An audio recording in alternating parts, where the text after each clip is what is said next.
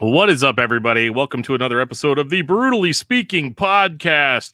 I don't know why I said that because me and John are totally gonna go do an intro like tomorrow or something and put it before that. Not you, John, but John, the other John, the other John, who's mysteriously absent again for the second time. He's John without the H. Back. Yeah, I know, man. He's ignoring the greatness of Circle Back, and I'm trying to get him. But yeah, so tonight I am sitting down with, if you can't see, I am sitting with John Marino, as well as Jared, the drummer of Circle Back. What are you guys up to today? Whole lot of nothing right now, actually. Yeah, I dry run goods, man. That's what I've been doing today. Yeah.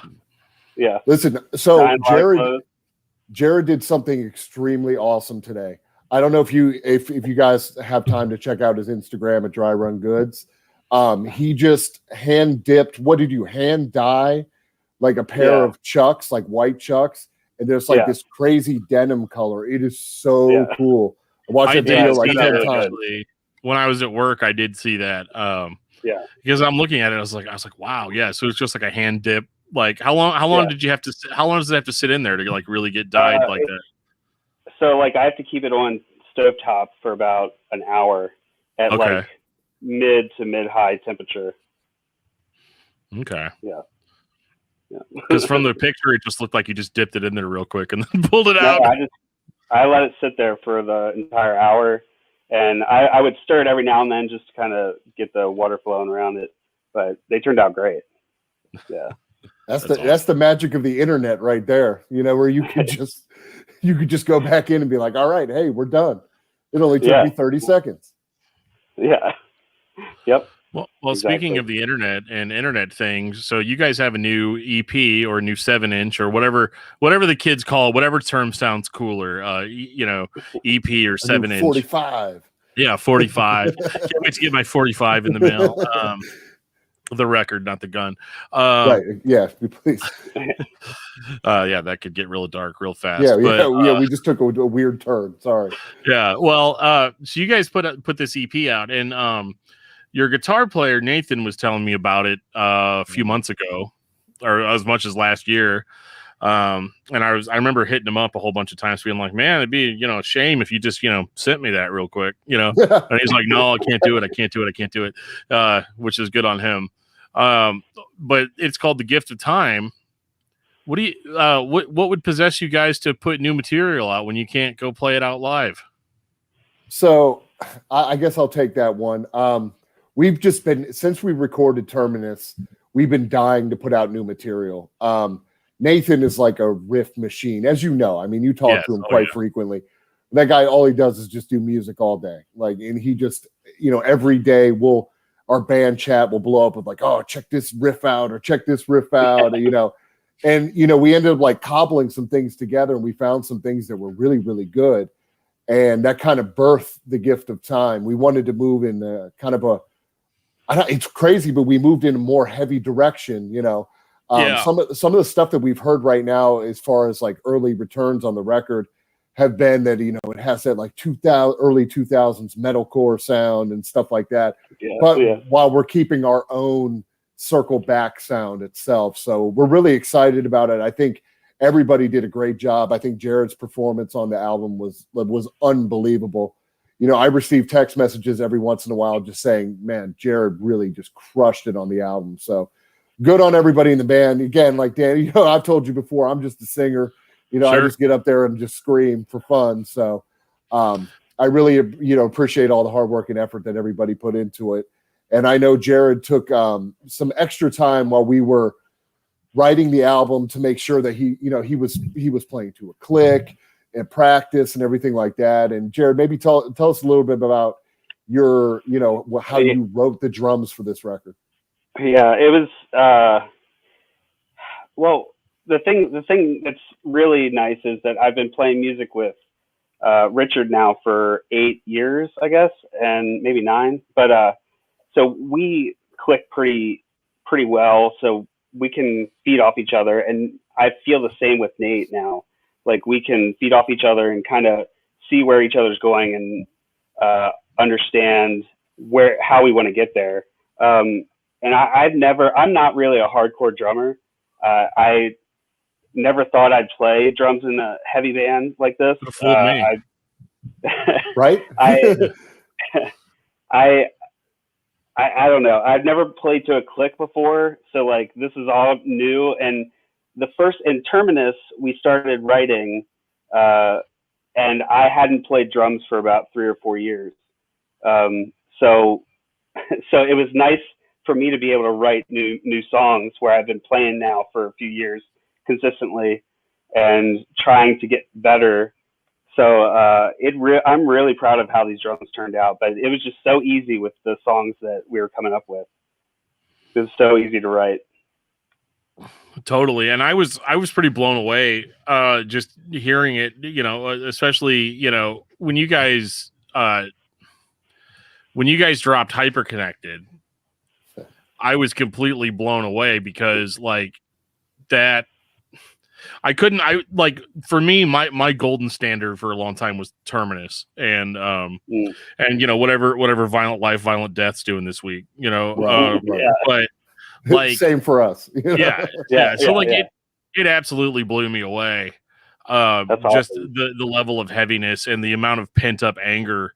And do you guys think that to a certain extent, some of that pent up heaviness, maybe not even anger, because for whatever reason, no matter what, John, you don't strike me as an angry guy. Like, right. I mean, I'm watching you on the video right now, just like, going after it. But is some of that pent up aggression just from being inside too long? Yeah, and that's probably part of it. I think we're just upset and angry that we haven't had the opportunity to play a show short of like the live stream that we just did. And that was fun, and that was kind of like an appetizer, but once this whole thing goes away and we can finally, get in front of a crowd, I think some of that will go away. Sure. I think it's safe to say that Jared and I have had a tumultuous 2020. So I think a lot of that emotion and anger has come through on the record itself. And I think the lyrics, when we talk about the lyrics itself on not only Hyperconnected, but the rest of the EP, I think I got a lot of emotion out. So I was pretty excited about that because that's really the only avenue that I have right now. I can't, scream at my employees. I'd be fired in 2 seconds, so there's got to be some way to get this thing out. So, right. It's just kind of where we landed on the most recent EP. And, I think it's doing well so far. I mean, the streaming numbers have been really good. Ryan is, from Blasphemer has been selling like a decent amount of records. Revelation Records is going to be picking it up to distro it as well. So we're really excited about all the places that this EP has taken us so far, and it's only been out for less than a week. Man, going from Blasphemer to Revelation. Well, yeah, I mean, they're going to be distroing it. I mean, all rights reserved to Ryan. I mean, and Blasphemer, he does such a good job, and he's been nothing but gold to us. Helped us through like some of the artwork process, and some of the questions that we had. He works with so many bands that he has that knowledge base, and we're really kind of blessed to be part of that little family. So. Yeah, it's been really cool seeing the hype for the band. I remember when Terminus came out. I remember hearing that record and being like, totally blown away. So blown away that I waited a full year before I actually purchased a physical copy of it. But I did buy 2 copies. I got the cassette and the the vinyl. Yeah. I remember just how much like hype for the band has continued to grow even throughout you not playing out and not being able to go out of town and do weekend warrior type stuff. I think there's different things that have helped us with that. I mean, with Nate doing his guitar YouTube channel, you guys are drinking at the same time here, but just for you, Jared. Yeah. So that, as well as we try to stay pretty active on socials, just to kind of interact with everybody and make sure they understand that we're still in this. Like we're still here. We're still active as best we can. So Well, let's get into this. Let's get into this EP a little bit. Hyperconnected was featuring Scott from Violent Life, Violent Death. And I'm not going to ask the generic question of, well, how did that come about? Because I know you all are like super close. But what made you want to have a guest vocal on the show? Not on the show, on the on the show. On the show. Yeah. But on the record. I think we kind of discussed it as we were writing. Mm-hmm. And I think Jared and Robert kind of brought it to my attention. Hey, this would be a really cool part, or we need to get either Scott or somebody involved to maybe do a little bit of guest vocal spot somewhere on the album. Once we were writing Hyperconnected, I knew right away that is like a perfect spot where someone could kind of jump in. And I reached out to Scott, and of course he was, he's like the best guy ever. So he's like, yeah, absolutely, man, no problem. He's like, I'll have it done in like 2 days. And they're lucky enough to have somebody in the band that has a studio. So he kind of cut his part. We listened to it. He kind of gave, I gave him a little bit of feedback, and to be honest, there's really much feedback needed. I mean, he's pro's pro. So he went in there, knocked it out.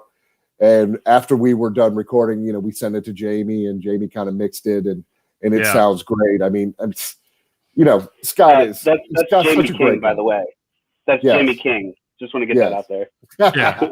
We throw out the Jamie King thing a lot because, listen, he's awesome to work with. You figure like somebody that has that kind of like status within the music that we do would kind of be a dick, but he's not at all. Like, he's just like the greatest guy, like so friendly and like welcoming, and we felt right at home. And I hopefully that type of like feel came out when we were doing the album itself.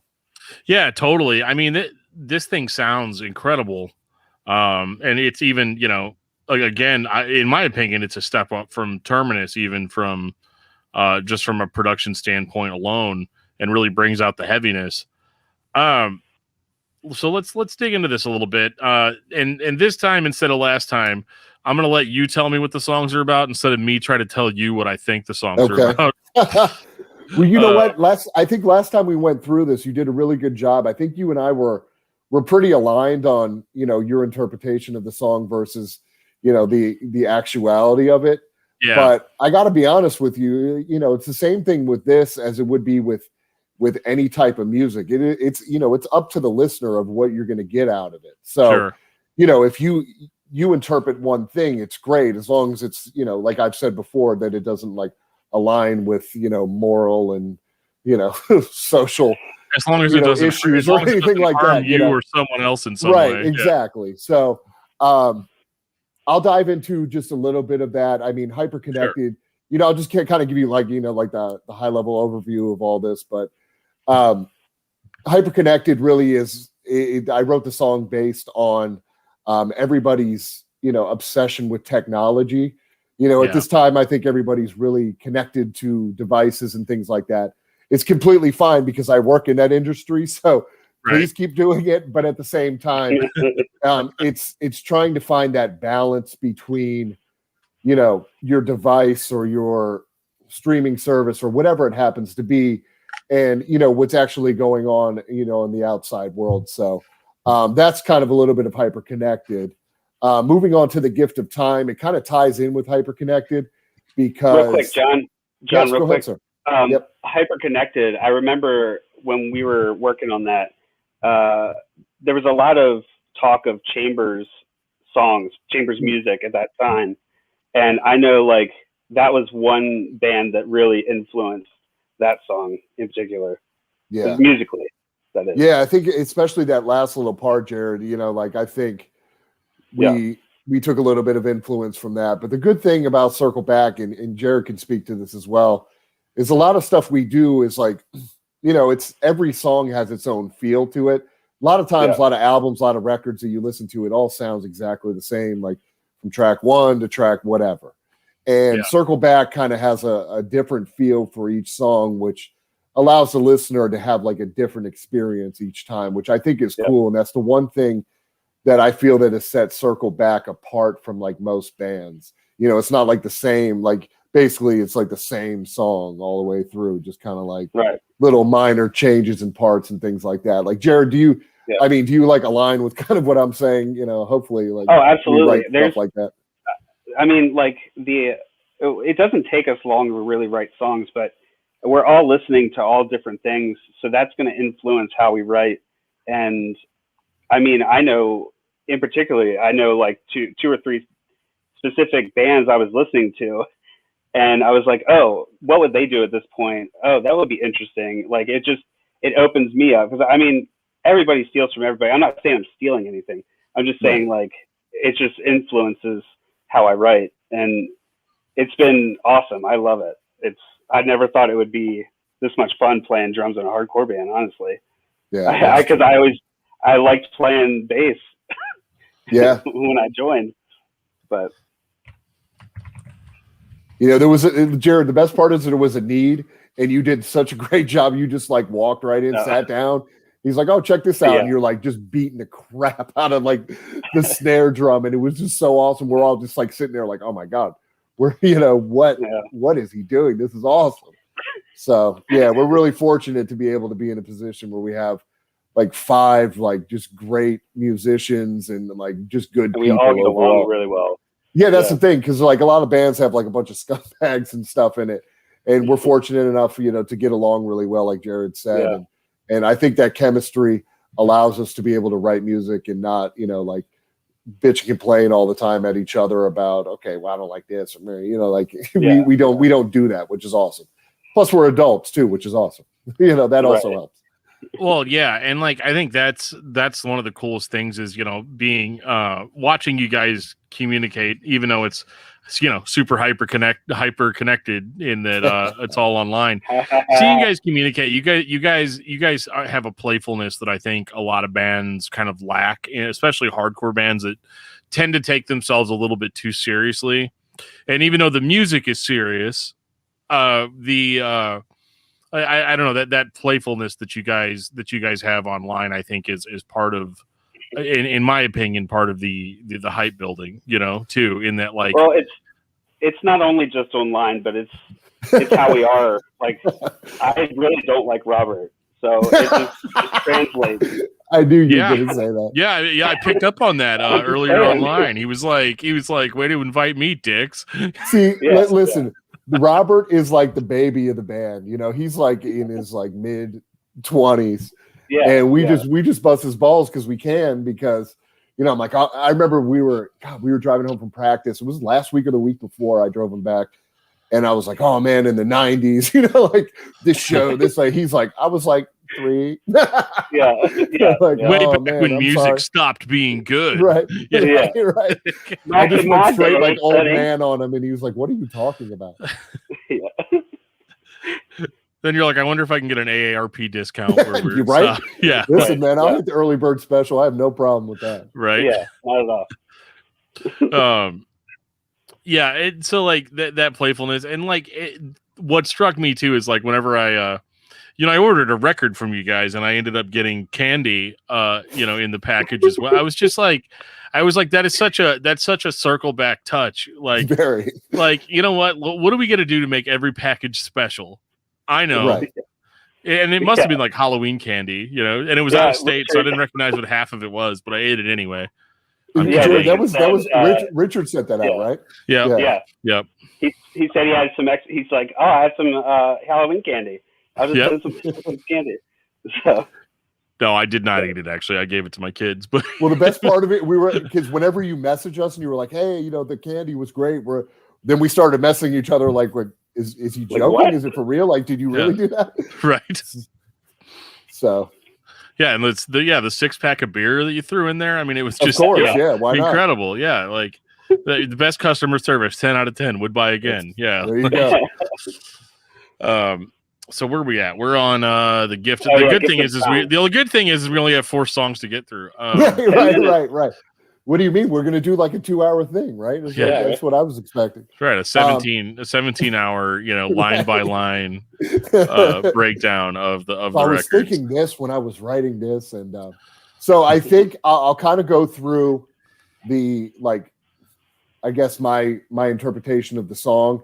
Sure. And then I guess Jared could fill in about the musical process and things like that. I think that would kind of make it a little bit more smooth. Spoken like a true singer. Yep. Yeah, absolutely. Right. Because don't forget, I just sit around and just scream. That's all I do. Hey, I have no musical talent. John's a drummer too. Don't let him fool you. John's a drummer.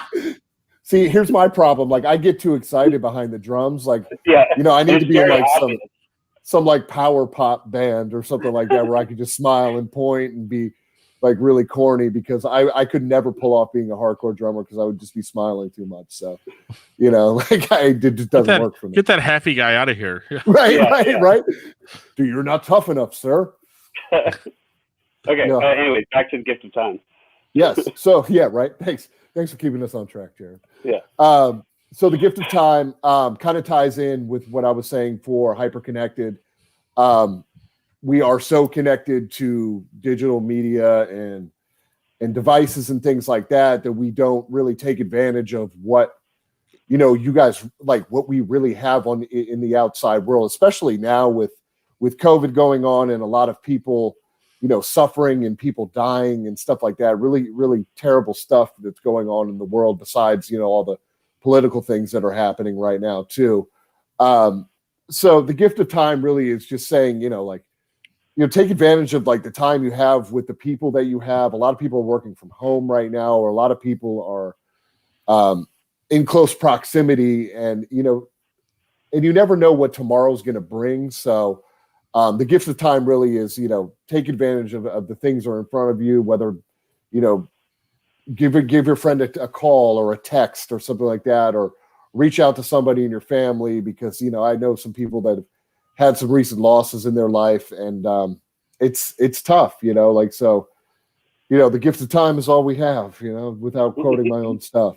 I kind of did that for Jared, but that's actually super wholesome. I like it. Right. Yeah. It's very untough, guys. So that's real, like the circle back thing. We're like, we mess around with each other, but we're actually like genuinely like nice people. So except for Robert, of course. Right. For Robert. Yeah, obviously. So, Jared, when you were writing, helping to write The Gift of Time, I think your drum sound is fantastic on that. Well get to RT3, which is probably my favorite drum performance you've ever had. I have a question about that one, but but kind of run us through like the process for The Gift of Time, and from like from the musician's perspective, because I have nothing to offer when it comes to that. So that, even though we only did 4 songs for this EP, I had I wanted to lay off the China a bit more with these songs. So there's a lot of bell hits in these songs, and I tried to incorporate that in very important guitar parts and to accent parts. And I don't know, that song just came about so quickly and so easy. I don't know if it took like maybe one night to write it. It was just, everything flowed so well. And I can't recall if it was one of the last songs we wrote or where it was in that sequence, but do you know, John? That's a great question. I'm not sure. And the one thing we do with Circle Back is the song titles don't really get titles until the end, or like some like obscure. Oh, what was this one called? Weird. I don't know. I wish I see Nathan in the chat, so hopefully he could chime in with that. I think he saves all of that, but I think he's just trolling us all right now. Basically, yeah, he did. Right? He made me laugh before he put something stupid in there. Yeah, and I just started laughing because that's what Nathan does. He trolls us all with ridiculous like anime things and stuff like that we have no idea what he's talking about. Oh, I know. I invite. We're like the only hardcore band that like I guess is not into that. Like, I invite him onto my metal podcast, and he just wants to talk about video games. Right. We're like, Final Fantasy, what? Yeah. What are you talking about? So I make like little things like, I guess that guy's name is Cloud Strife in the Final Fantasy VII. So I'll do like Cloud, like a picture of a cloud, and then the band Strife, and I'll like mix them together and just send like stupid stuff to him. So kind of putting my own thing on it, but whatever. We make up like really ridiculous names for like all the songs. I'm trying to like I gotta I know Return to Sender was Caveman. Yes, you Return to Sender was Caveman in the beginning. Yeah, it's kind of based on like the feel of the rip. Like, hey man, it's like what was Mosh with like 37 S's? I think that was The Gift of Time, if I'm not mistaken. Could have been very well. I think it was Mosh. Yeah. Continued, etc. Yeah. Yeah. So I know, Jared, you mentioned Return to Sender, which we'll move on to. That'll be the next one. So Return to Sender, kind of a heavy song. It had to deal with COVID, and I never experienced depression ever in my life up until 2020. COVID and some personal things as well, which kind of led to this kind of like dark period for me. So writing Return to Sender kind of got some of that out, and kind of the loneliness. And I kind of want the listener to kind of, experience that. Anybody who's obviously alive and is listening to our stuff, sure, more than likely had to deal with a pretty awkward 2020 and so many things. You couldn't do everything that you wanted to do. You were kind of locked in by yourself for the most part. I mean, if you were following regulations and things like that, please do, because we want to play shows for sure. And stuff like that. So that was kind of like the most emotional song of all of them. And it kind of felt good to get that out. And I think the music in that particular song itself, it's pretty driving. It's, it's not like 10,000 riffs, short of like, the wild and crazy like leads that Nathan has on that, where he, we steal, we don't steal, but we kind of like pull from the aura of integrity, the band integrity from there. So, but really that's kind of like the whole vibe of that song. And I think that was another pretty, like an easy one for you to write, Jared, as well. Yeah. But kind of talk us through that one. So that song, I remember like from the jump, like it was just like, we wanted to keep it very steady, a steady pace, just kind of relentless, just a relentless heaviness. And I love the stops at the end that we do, like the last part, it's like cymbal grabs. So like little things like that, it keeps the intensity up. And Nate's noodling through, the end and the chorus and everything. But no, I love it. It's such a cool song.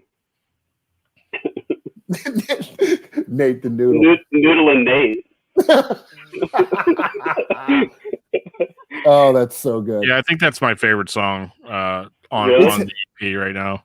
It's and that's the thing. Like a lot of people like Hyperconnected just because it was the first one that came out. Yeah. And then a lot of people are like, once they dive into it, they're like, oh, well, I found a new favorite. Like, I love Hyperconnected. I really love RT3. I know Jared's like favorite song of the four is RT3, and it's my favorite drum performance. So getting into RT3, that's like the continuation in our Richard series. I was about to ask you, what is your guys' obsession with dudes named Richard and there being multiples of them? It's awesome because we have Richard in the band, right? And he's he plays guitar, and Richard seems to be like from RTS. Richard wrote the majority of that song, most of the riffs, and in RT3, Jared and Richard used to be in a band, and some of the stuff that we used was like loosely based on some riffs that they had from their old band. Okay. And so we're kind of keeping like the Richard theme alive. So especially live, like I'll go all in on that and be like, ladies and gentlemen, everybody hold on for a second. This is the Richard part of the program. And, you can get like all dramatic about it, like Richard II or Richard III and just be, like a fool, like, cause that's what I do, so, but, I don't hear any of this stuff. Well, it's fantastic. Like, I can't hear anything. I love it. And that's my favorite part because none of the guys know the just utter crap that is coming out of my mouth until somebody like records it and like, John, what are you doing? But we know it's not going to be like malicious or anything. Oh God, no. Yeah. I won't do anything stupid. Like I really just, either make fun of myself or just say like outlandish, like just dumb stuff just to make breathe myself heavy in the microphone. Oh yeah. Well, that's also because like, you know, I need to hit the gym because and it's also part of proving how tough you are. I mean, that's obviously, of course. Yeah. Going all out. Right. So Richard III is kind of like another like redemption song.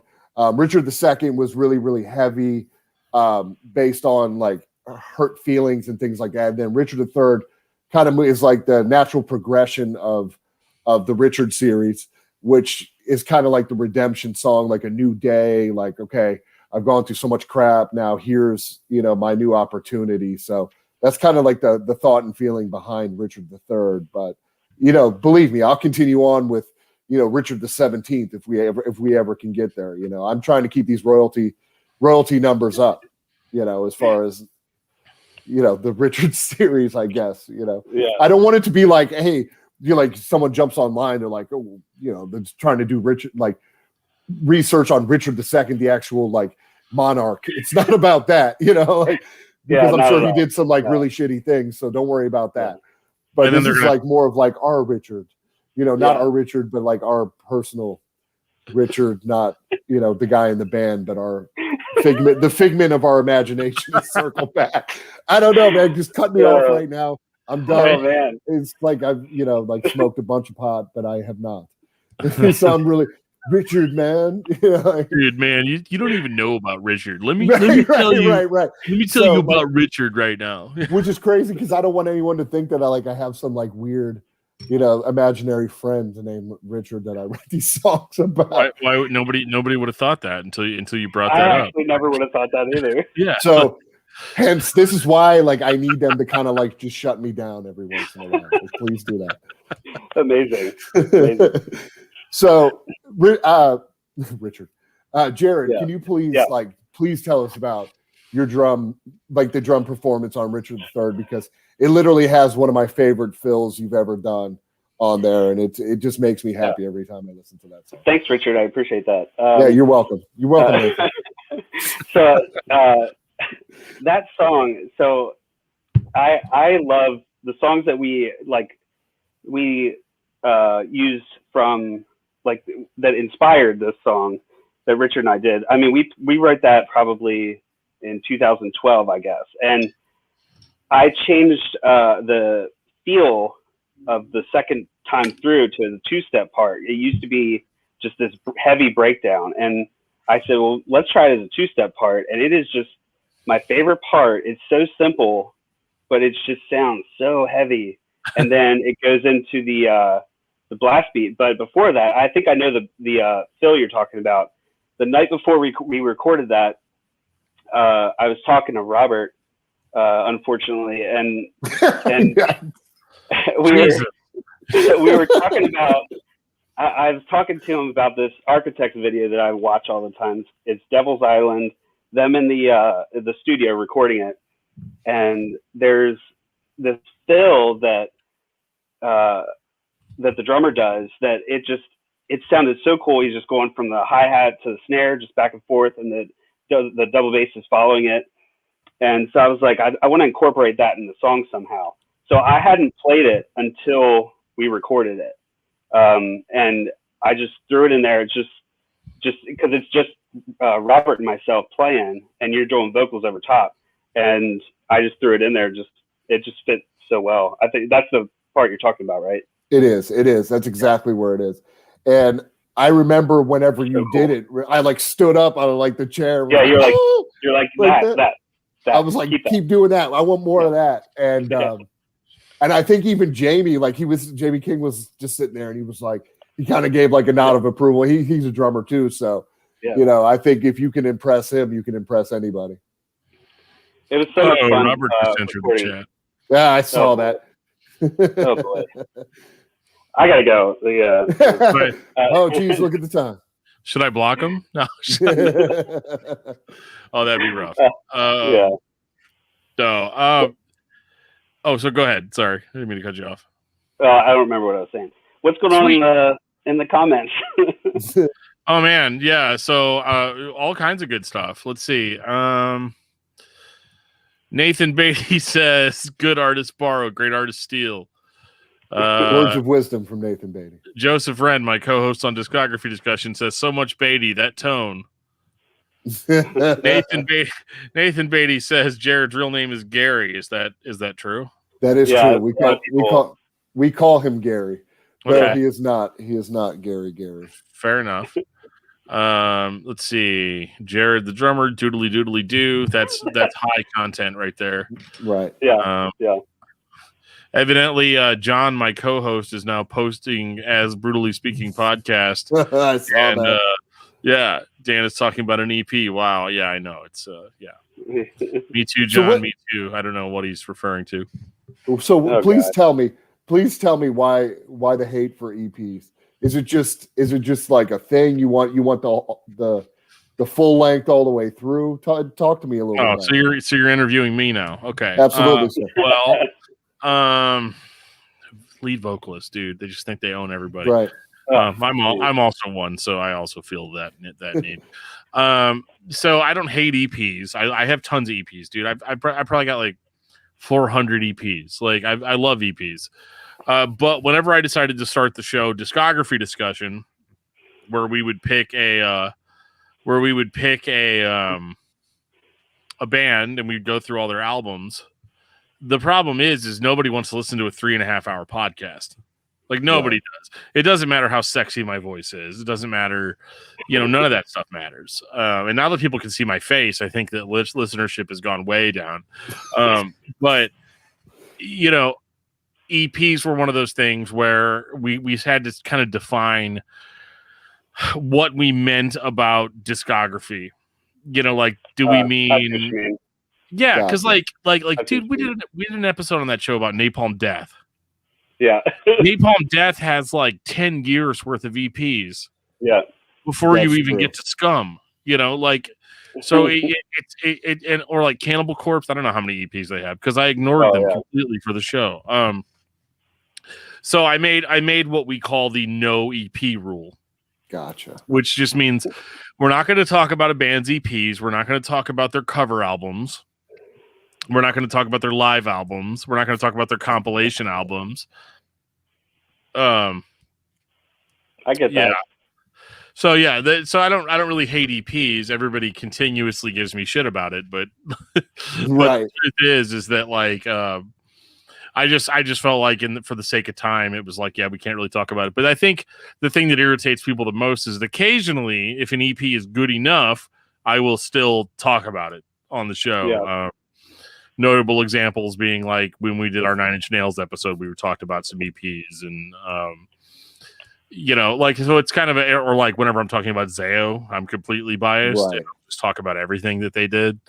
Zao at this point, Zao could shit in a bag and I would buy it and tell everybody right. the greatest thing in the entire world. It's like you can really smell Dan in this one, right. Sort of thing. So that's really my hate for EPs.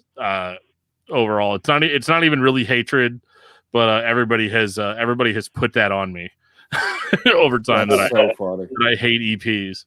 Well, listen, I appreciate you talking about an EP right now. Yeah, man. Like, this EP is awesome, and that brings me back. I'm gonna circle back to because that's what you have to do. Yeah, I had to do it.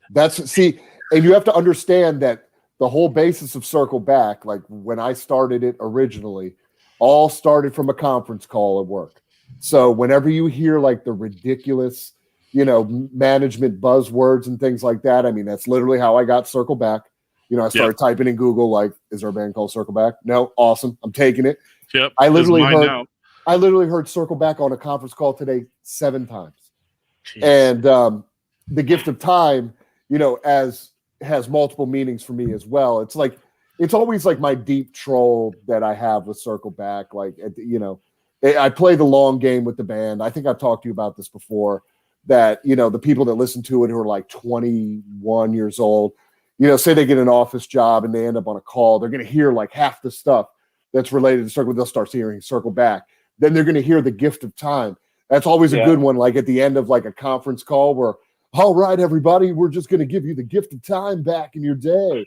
And I was like, oh, that's another song title. Like it's like, like the jokes write themselves, or it's, like these people are like literally giving me song titles, and it's fantastic. So, like today there was a good one, when I was at work, they're talking about a something perspective. I'm like, all right. So, that could be, you might be like a little bit of preview down the road. So, from the management perspective, or from the blah, blah, blah perspective, Jeez. It's great. It's like my long game, and I like it. It makes me happy. And it ends up, being like good songs. I'll take the gift of time as a joke from a conference call, and then turn it into like a deep and meaningful song that, people can understand. But I get the dual meaning out of it, and I laugh. And, we laugh and cry together. I had never heard anybody say that term in a meeting until you had already talked about naming the record The Gift of Time. And then I heard it, I think it was a HBO conference call, and somebody had said it. And I was like, oh my God, John, seriously? Like, I never noticed it before John said that. And what's funny is that, like, so the other, probably like a month ago, we were having some sort of quality assurance call with our quality assurance manager, that, is the guy that does all the quality assurance. And somebody said, okay, let's go ahead and circle back to that. And I had just gotten my circle back hat.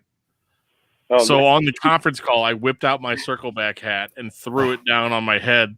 Now, they couldn't see me because I was just on speakerphone or whatever, but all the people around me just started busting up. Like, they were like, oh my God, like, how did you do that? And then I unzipped, I zipped down my hoodie and pulled back and was wearing a circle back shirt underneath it. And they were just amazing. Have you just been waiting for that to happen? And I was like, yeah, dude, like, I'm telling you, man, that's like us in the shadows. It's the greatest. It's the greatest part of the band, because, out of nowhere you'll hear it. And most recently, I think it was the White House press secretary. They've been a lot of cuts of her recently saying "circle back, circle back, circle back." So much in a compilation that we put it on our Instagram channel, and it, and people just like thought it was like the funniest thing. But it's one of those things, like free publicity. There's no other band called Circle Back. And every time you hear it, you're like, oh, that's where they got it from. Oh, funny. And it's just, it's all part of the master plan. Don't you worry. And it just happened to be the perfect name for a hardcore band too. Yes. It also has some like tough guy relevance to it. Like circle pits, circle, like everything. Awesome. But yeah, like. I'm actually working on a meme right now. One of my buddies sent me a message. He was like, of that press secretary. He was like, you need to make a meme out of this, so it's going to go viral. And I've just been trying to figure out the perfect thing to say, which will probably be something like Richard III is king or something like that. But we'll circle back to that later. Wow. So throughout 2020, we all had a bad year, right? Like, I think we can all kind of just push that to the back. But what do you guys feel was your favorite thing that you heard this year, or like musically? Like, what was a lot of bands did like live streams and stuff. So like, what do you think was the most important thing that happened this year musically? Go ahead, Jared. You go first. No pressure, but the answer has to be 100% life changing. So the Every Time I Die live stream, was that January or was that in December? I forget when that was. I think that was December. Well, I think it was December. Yeah. December. I believe so.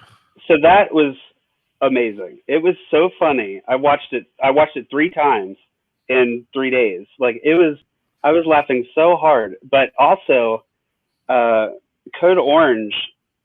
Well, actually, Code Orange and Under Oath. Actually, the way that they were filming everything, they made it so interesting to watch. Like, it just kept you, like, all your senses were in check. You could even smell what was going on. It was just, it looked so good and just kept you into it. And Code Orange, man, they're killing it. Yeah, it's funny because I think that original Code Orange stream was it was supposed to be like Code Orange, Zayo, and Jesus Piece. Like, can you imagine a better show than that? What? You cannot. I didn't know that. That was the original lineup of that show. It was supposed to be Code Orange, Zayo, and Jesus Piece. That would have been awesome. that was supposed to be in Pittsburgh, yeah. And well, yeah, because Jeff from Zayo, I talked to him every now and again on Messenger, and he was like, "Well, he's like, I'm trying to decide whether or not it's like when COVID was first starting to hit, and he's like, I'm trying to decide if I should get in my car, and start driving to Pittsburgh because he's in New York, and right. And he's like, because I know that the show's just going to get canceled." Before I even get anywhere close, and he's like, then I'm going to turn around and not be able to get into New York again, because they shut New York down. And then it was about 3 hours later. He's like, "Yep." He's like, "I called it. It's canceled." But then that was like the big thing where Code Orange was like, "We're going to go ahead and play anyway, but we're just going to broadcast it online for free." Yeah, the way, like, I mean, I don't like every song they have, but it just is interesting to watch and to see somebody produce music right now. Yeah, totally. That was a good answer. John's got to top that. I don't know. That's pretty tough. Yeah, that's pretty tough. Listen, Jared. Yeah, right. Jared does. Jared's like he kind of keeps us up to date on like all things musical. In our band chat, we'll get like some sort of new, hey, you got to check out this video, or you got to check out this band and all that. Like he's like he's my like recommended if you like, personal assistant. So, but I think probably like from watching a live stream or anything like that, probably the best moment of 2020 for me, like as far as like not being able to attend a show, but like seeing something live, had to been the Chris Creasy Appleseed Cast. Oh my God. Yeah. Live stream where he was doing that like by time zone, like bedtime lullaby thing. And right before we got on this, I was watching the Low Level Al tour video. Yep. And Jared and I are like obsessed with Appleseed Cast. So like we, I think that's originally how we bonded. Like we were talking about, like, same. Yeah, totally. Yeah. And we were just like very, very excited about, when he was doing those live streams. And I think that was probably one of the highlights, just because, I was having trouble sleeping at the time, and some of them were like so late at night that it helped me, like it legitimately did what it was supposed to do and help me fall asleep. Sure. So I thought that was cool. A lot of like releases that came out during the year include Violent Life, Violent Death. I think their album, their most recent album, is freakishly good. The Collarbone. We love those guys. God, it's so good. It's like it's disgustingly heavy. Yeah, like, and it's a shame too. Like whenever we play with them, we're like, can you space us out like at least one, additional band like before, before they play, because I hate following them, or I hate going on right before them, because like everybody forgets about you, and like they're just like, this band is so good. So everybody loves raspy vocals. Yeah. Yeah. I mean, they're just so unique too. Like, and they're all just so good at their instruments. And then we're here just trying to play. Yeah. So, but I think like besides that, I think the album that came out on Blasphemer right before us, that Lowest album, with Rich Thurston, I think he did, even though it's a studio project, and I like the band Treason, and I like all the other projects he's been involved in. I think that album itself, even though it's it's like 4-song EP, 7-inch, is like just so good, and I've been listening to that a lot recently. So that's probably like my favorite, short of the stuff that we put out like for 2021. Fading Signal from North Carolina just put out something same day we released, and I Become Death. That's another one that came out in 2021. But 2020, like there was so many things going on, and so many like different albums and things like that. There's like almost too much to mention, but a lot of good music came out, and I think that a lot of you guys are going to see a lot of things coming out this year, because you couldn't play shows, so all you're doing is writing. So 2021 is going to be like some sort of like freak show with like 1,000 like new albums coming out, because we didn't have any, like, as musicians we had nothing to do. We couldn't play anywhere, unless you were some like acoustic guitarist guy playing at like some I don't know, outdoor restaurant or something like that, playing Jimmy Buffett, which is is not what Circle Back does. One thing I think we're going to see, like, once tours start happening and they start napping them out, people are going to be competing for dates and cities. I think we're going to see some like pretty solid tours though, like some real big names touring together. A lot of people putting out stuff. I mean, I think we're like, Nate's already written 1,000 different riffs, so he really we may just continue to write all of this year. I think it was 5,000. Yeah. And Nate is like consistent with his songwriting. Like there's no days off when it comes to that guy. So he consistently sends us stuff. So we're already trying to like cobble a few things together from like some riffs and things like that. And I think our next move is to continue writing as much as we can up until we can like go on tour or play shows or do weekends or whatever. I think we're all hungry enough at this point and probably have had so much vacation time saved up where we could somewhat, do something somewhat legitimately, in 2021, if, we get to a point in our society where, this thing is calmed down to a point where it's safe. Yeah, no doubt. And that's the whole thing, man. It's like you want to see, and not to get like, weirdly enough, this is considered a political topic, but I would like to see, more people get vaccinated because like, I don't want to go to a hardcore show where I have to stand 15 feet from the stage. You know what I mean? Or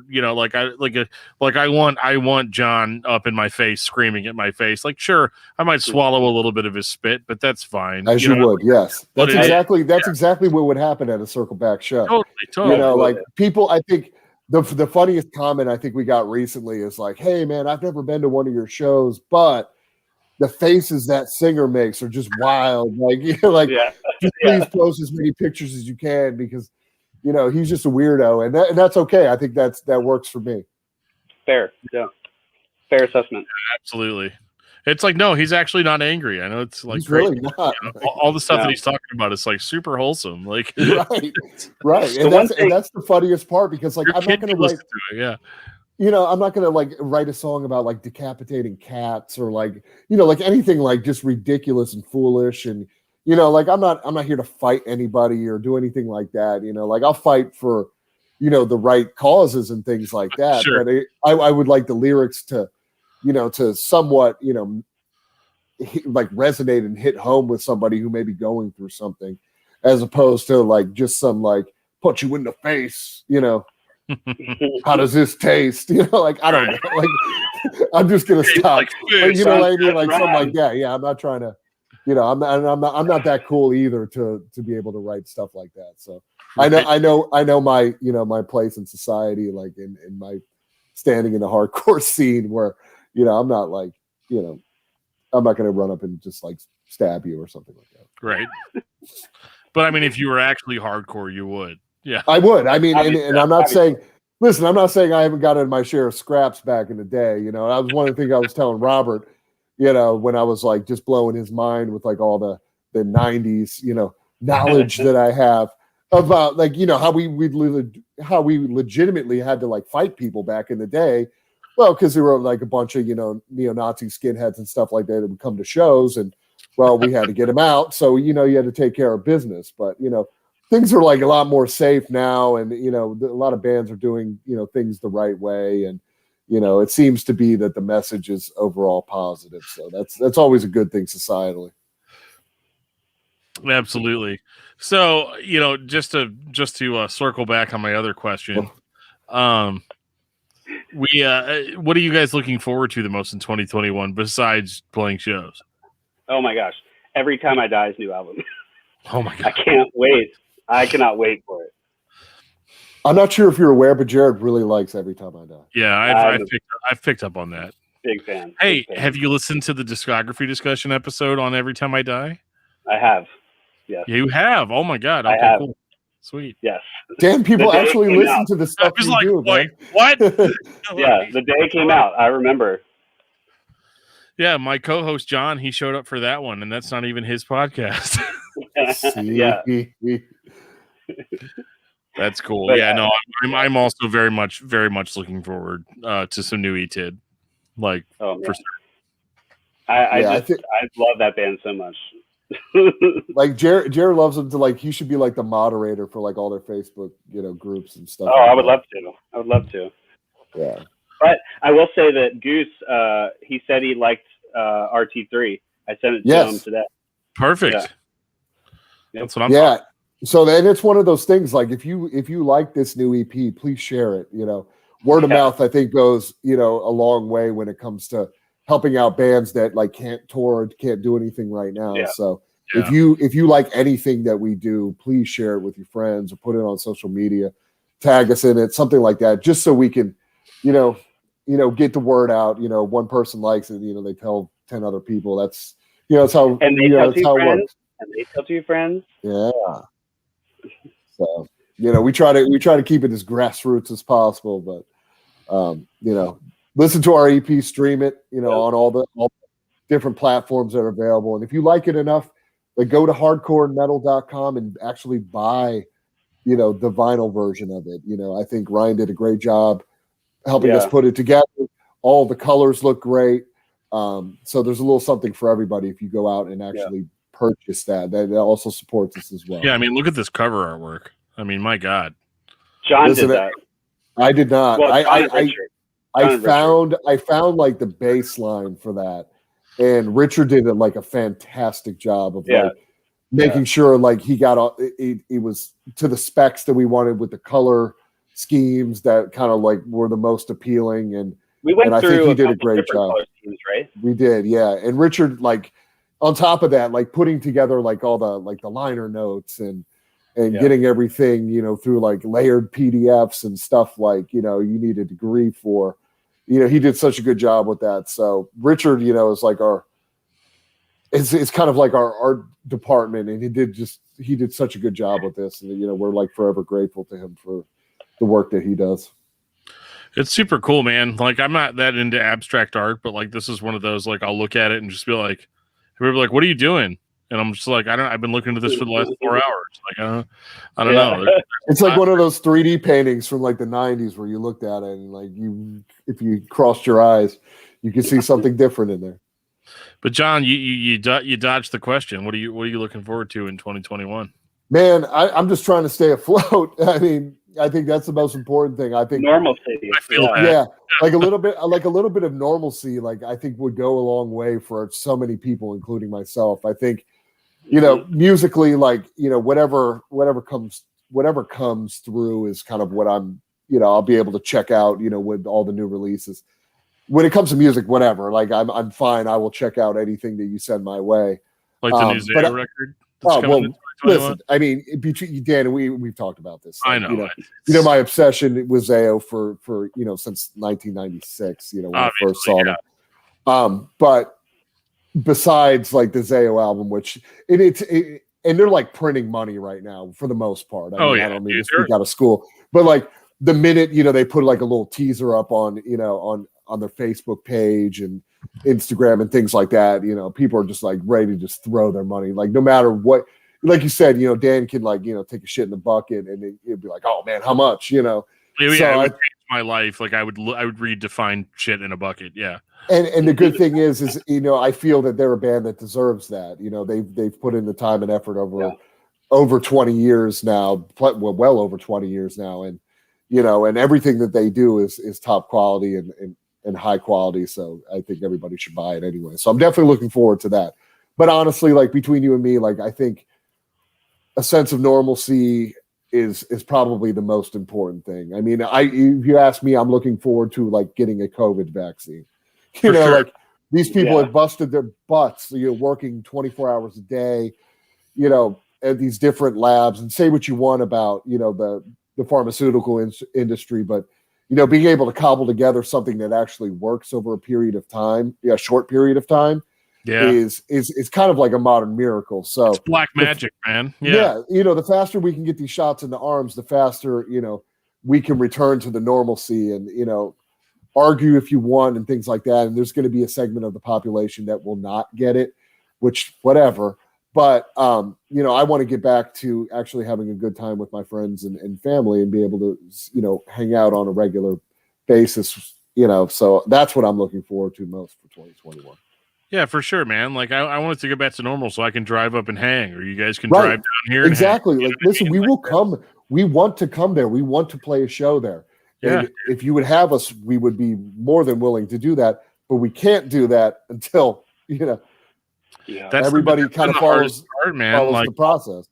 all the places to play here are just, they're either temporarily shut down or permanently shut down in some cases, and that's Right. just, Well, I think that's the hardest part of like what's hit the music industry is, a lot of these venues really relied on bar sales and percentage of ticket sales and door sales and some the bigger ones merch. But I have my own feelings on that. But I think we can't let these places die off.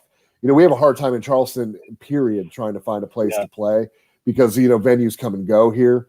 And, some of the stalwart places that we have in South Carolina, including New Brooklyn Tavern and, other places like that, are like struggling to stay open just because they can't have consistent shows. So the faster we can get through this, the faster, these small businesses will be able to stay open and then, return to normalcy where they can, pay employees, hire bartenders, do whatever they have to do so people, can help the economy or whatever.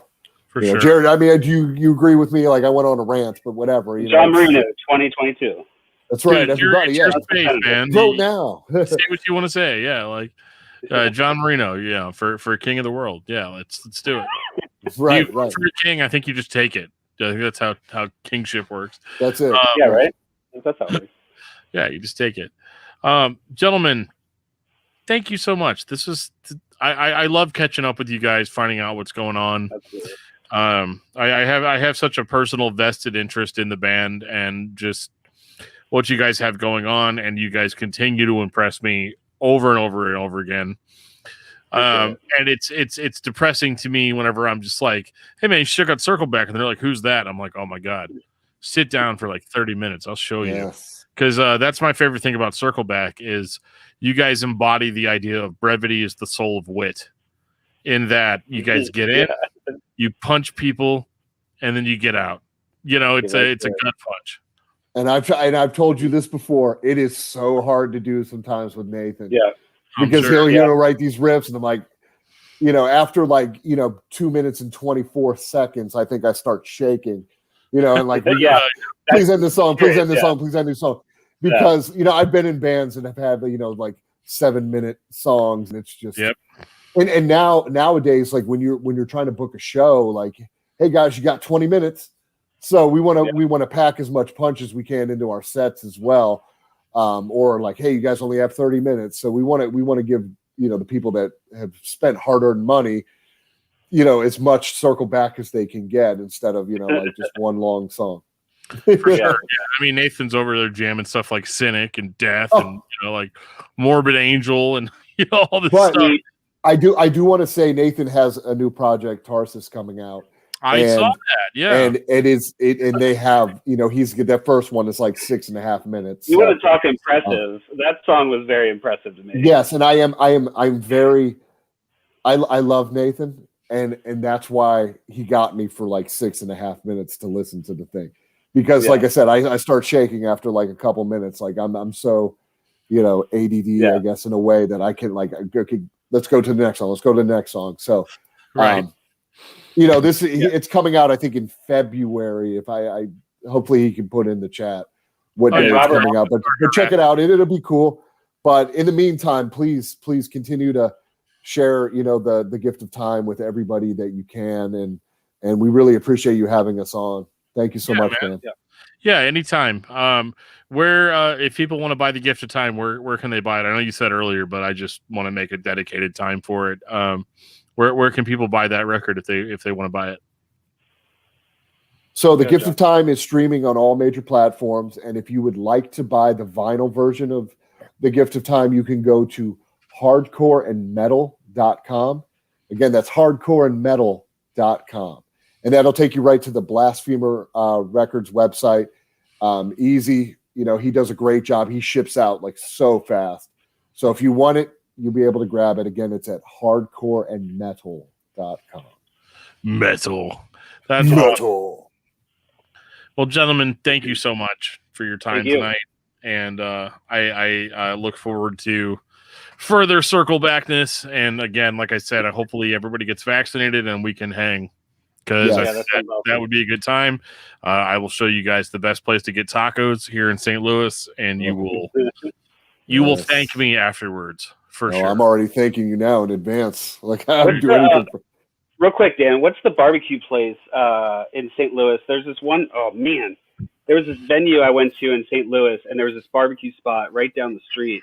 And there was like a line that went like out the door, and I can't remember. That bums me out. Jared, weren't you because we have a lot of barbecue carts. Weren't you on tour and went through St. Louis?